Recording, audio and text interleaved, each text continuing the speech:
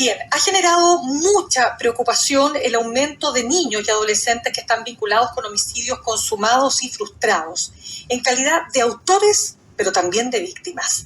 Fíjense que las cifras son tremendamente impactantes. De acuerdo a datos de la Fiscalía, entre enero y septiembre de 2024 hubo 127 casos de niños y adolescentes investigados como victimarios, lo que representa un aumento del 30%. Lamentablemente, esta cifra va en aumento sostenido en los últimos años y tal como les señalaba, aquí no se trata solo de niños victimarios, sino de víctimas. ¿Qué es lo que está pasando? Se lo vamos a preguntar a Marcelo Sánchez, gerente general de Fundación San Carlos de Maipo. ¿Qué tal, Marcelo? Gracias por estar con nosotros esta tarde en Sin Pretexto. Gracias a ustedes mismas por invitarnos. La verdad es que son datos súper preocupantes. El Ministerio Público ha dado a conocer el primer informe sobre crimen organizado hace unos días, el 29 de noviembre. Y la verdad es que viene a ratificar varios de los elementos que ya hipotetizábamos nosotros respecto al involucramiento delictivo de niños, tal como tú dices, las cifras han crecido de manera significativa, pero principalmente en delitos violentos contra las personas como el homicidio. Quiero partir preguntándote, porque justamente leía las cifras que son muy, muy impactantes respecto del alza que ha habido en los últimos años. Y lo primero que quiero preguntarte en tu experiencia, ¿qué explica esta alza? Hay varios elementos, Mirna. La verdad es que uno debería, en primer lugar, cifrar lo que significa el aumento de los factores de riesgo que están a la base del involucramiento delictivo de niños y jóvenes.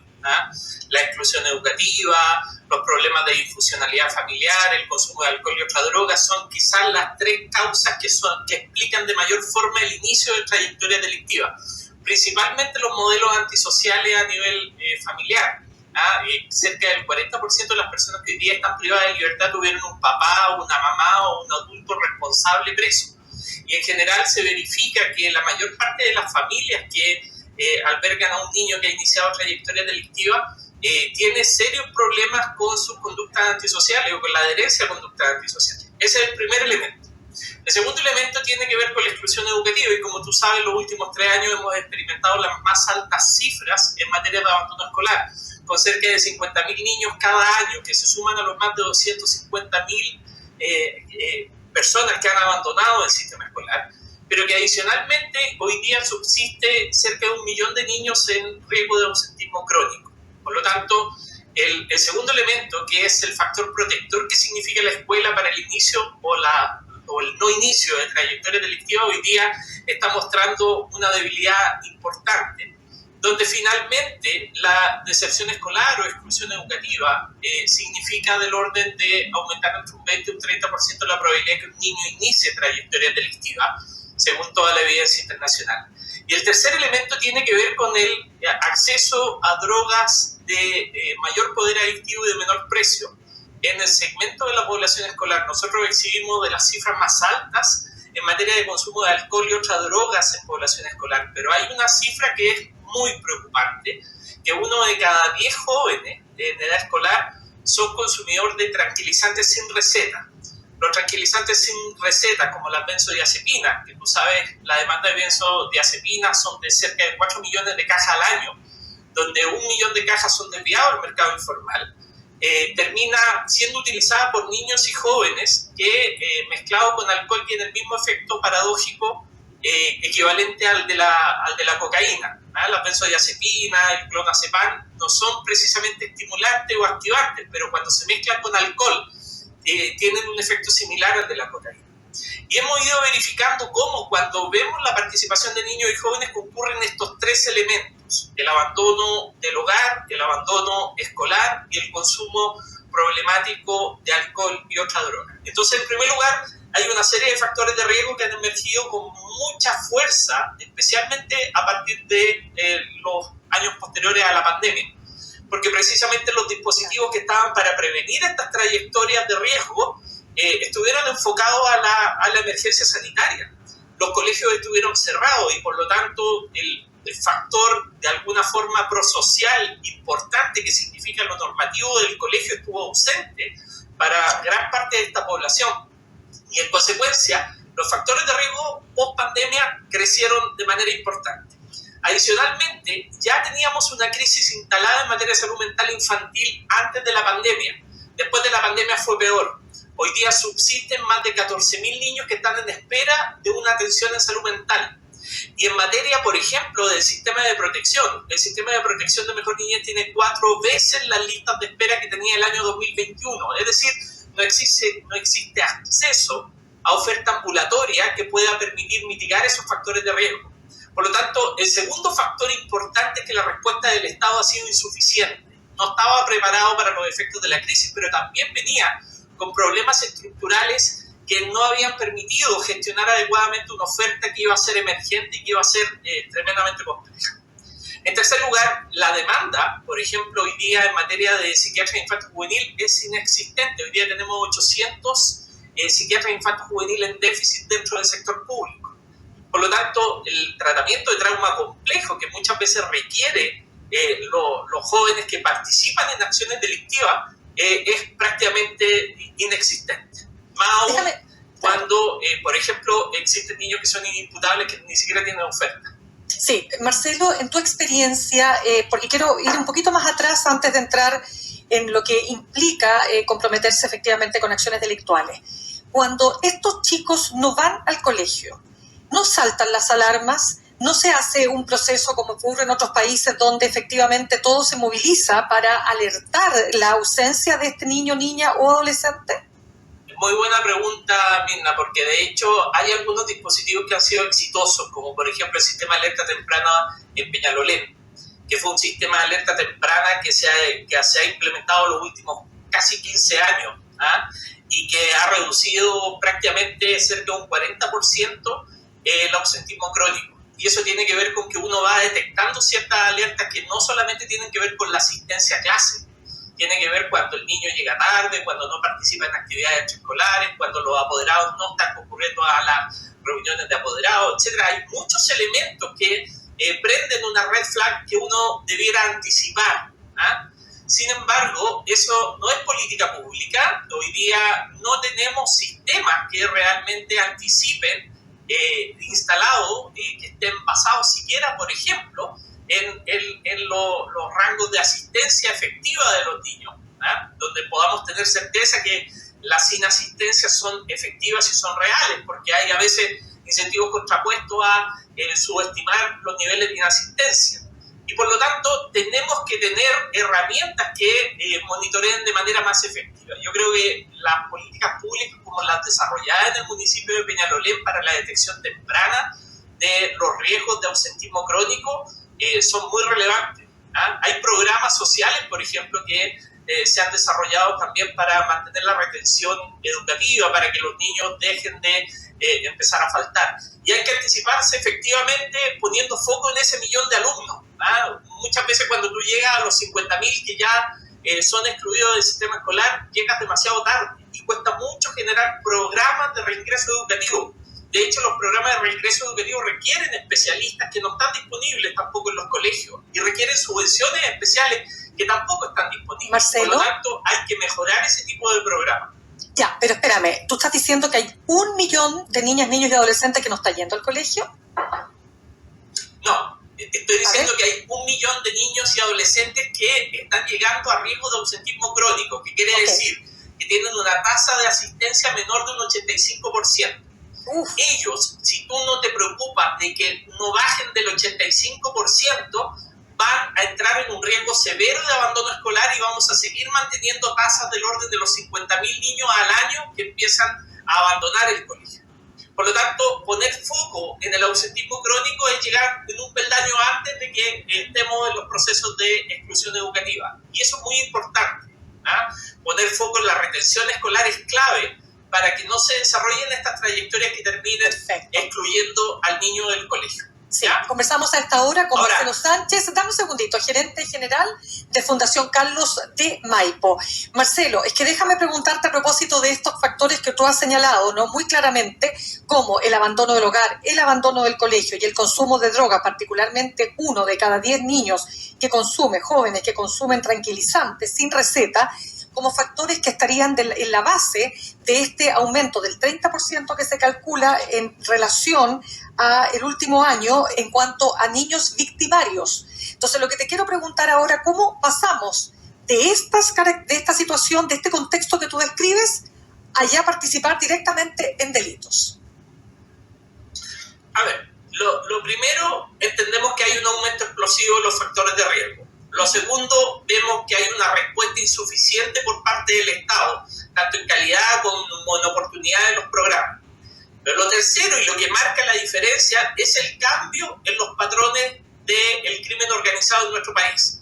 Desde hace 5 años atrás, las rutas de narcotráfico fueron cambiando. Ya recuerda que la ruta de narcotráfico más dominante era la marihuana, la cannabis sativa y la índica, que venían desde el Paraguay.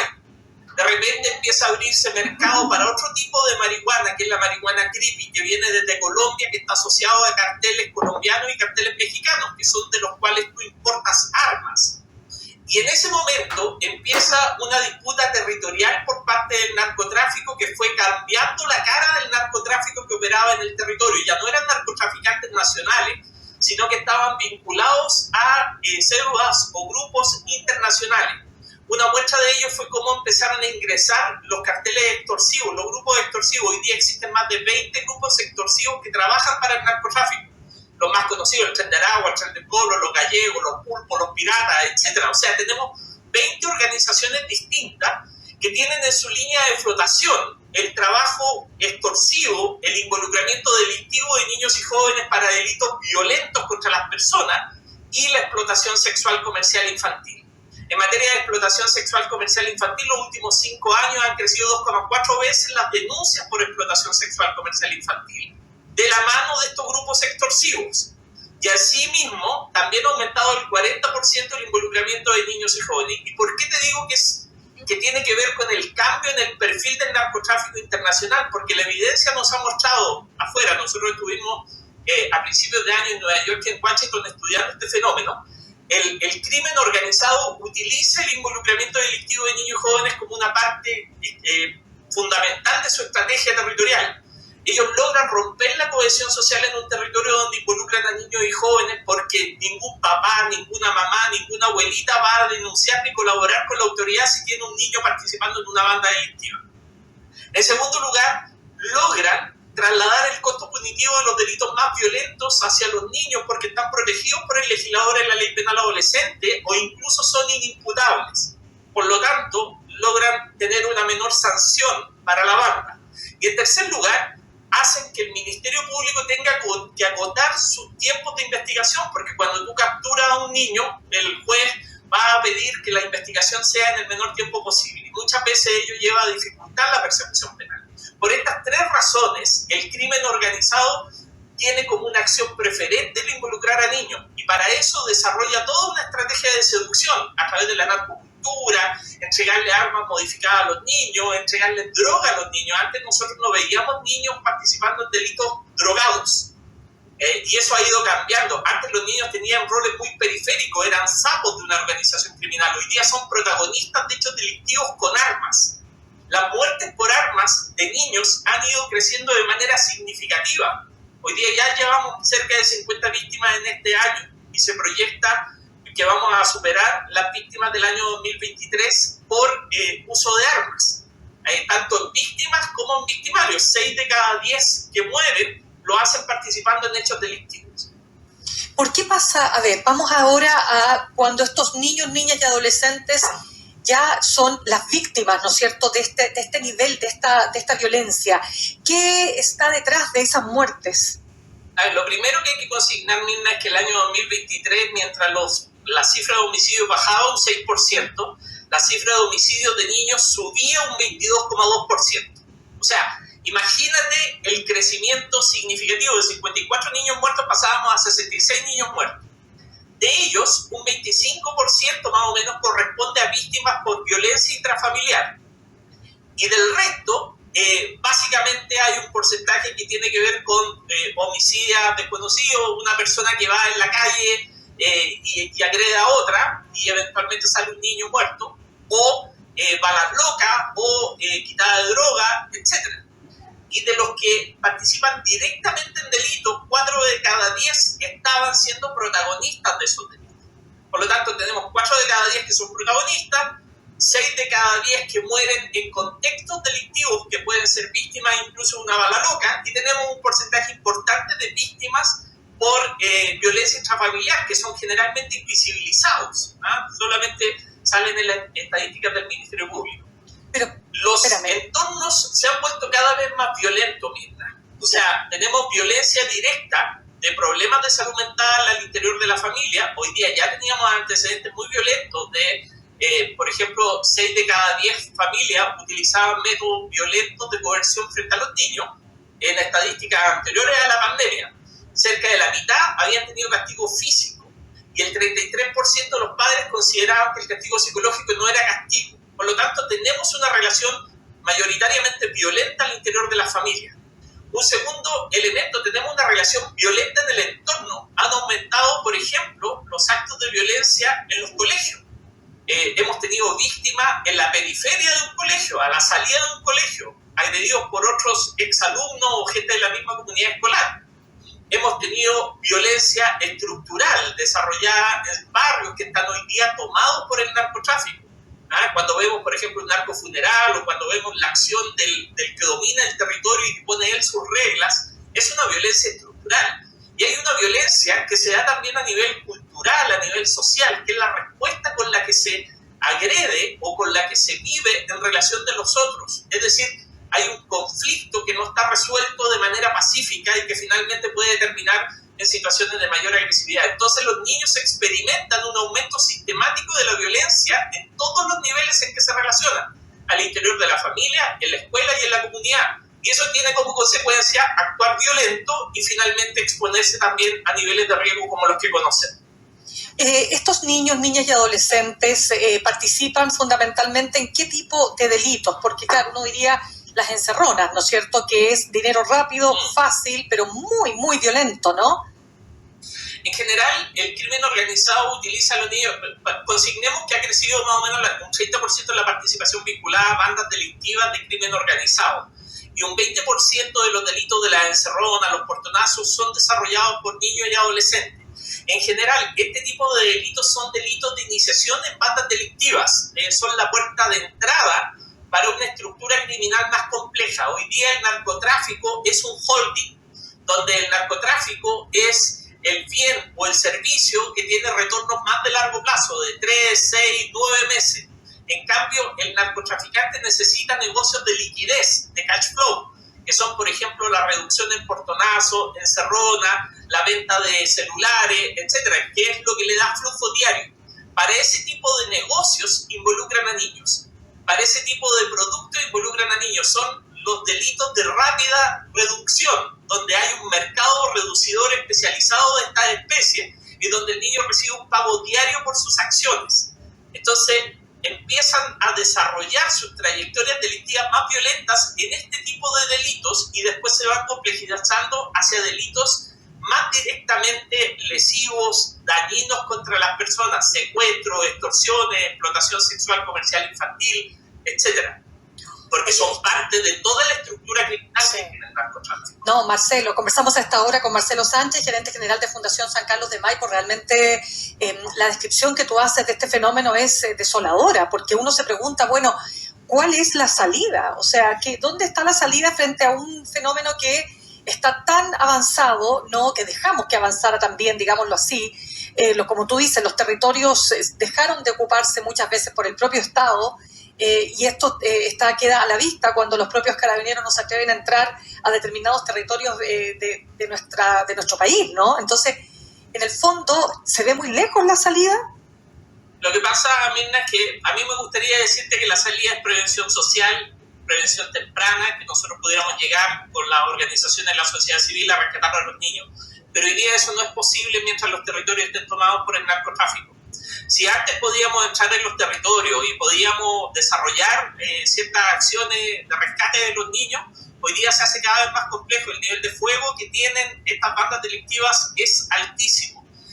La ausencia del Estado es total. Después de las 4 de la tarde no hay nada. No podemos, por ejemplo, entrar en el servicio red en algunos sectores. Por lo tanto, hay que ir básicamente con los dispositivos que uno tiene y a la suerte que uno tiene. Entonces, en la práctica, lo primero que se requiere es recuperar el espacio público. Lo primero que se requiere es aislar a los líderes de estas bandas delictivas que operan desde las cárceles. Hoy día hay cerca de 1.200 líderes que están dentro de las cárceles que actúan con impunidad, que de alguna forma están dándole órdenes a bandas delictivas fuera de las cárceles. Y en esas bandas delictivas que están fuera de las cárceles dominan muchos espacios territoriales que hoy día hay que desarticular porque ellos tienen un alto poder de fuego. Si tú miras las incautaciones de armas, ha ido descendiendo dramáticamente las armas que son incautadas y que están en el registro público. Son principalmente armas que son importadas desde afuera, con alto poder de fuego, que ni siquiera lo tiene el ejército. Son las .9, las .40, las Glock con tambores adosados que le llaman las Mickey Mouse, que son automáticas, que son de un gran poder letal. Por lo tanto, a lo que estamos asistiendo es a una crisis territorial que es muy compleja, que lo que requiere es una acción decidida para desarmar a esas bandas delictivas, para lo cual requiere aislar a los líderes, y una vez que se ha logrado eso, llegar con todos los dispositivos del Estado para crear condiciones, para generar oportunidades, que lleguen empresas, que se hagan cargo también de poder instalar mecanismos preventivos basados en la evidencia, con resultados, con cobertura, preocuparse de los niños. No vaya a ser que nosotros desarmemos bandas delictivas, mandemos a la cárcel a los papás, a las mamás, a los adultos responsables y nos olvidemos de los niños, que en 5 años más van a ser el próximo crimen organizado, van a estar a cargo de bandas cada vez más violentas. Cada vez que el Estado actúa policialmente, tiene que llegar con dispositivos de prevención social que se hagan cargo de la niñez, para evitar que este círculo se siga reproduciendo en el tiempo. Y de esa forma poder realmente recuperar el territorio. Pero mientras no tengamos esas acciones claras y decididas, es muy difícil poder entrar a dar la pelea al crimen organizado. Bien, pues Marcelo Sánchez, gerente general de Fundación San Carlos de Maipo, con el tema que planteábamos, ¿no es cierto?, de inicio, que es el aumento de niños, niñas y adolescentes victimarios de homicidios, pero también víctimas. Muchísimas gracias por haber estado con nosotros esta tarde. Muchas gracias, Mirna, que estés muy bien. Gracias, muy amable. Gracias. Nos vamos a ir al corte.